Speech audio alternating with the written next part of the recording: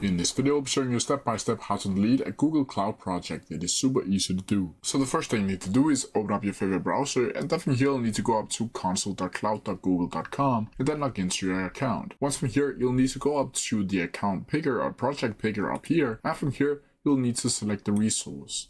Now from here, right beside the new project tab, you'll see these more actions over here. Now from here, you'll simply need to go down to the settings tab right here. Now from here, you'll need to choose the specific project that you want to delete.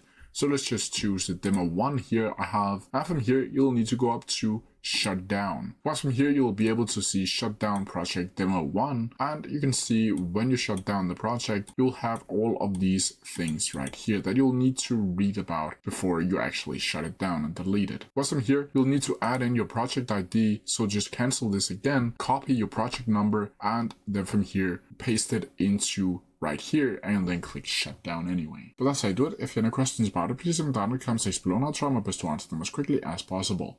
See ya!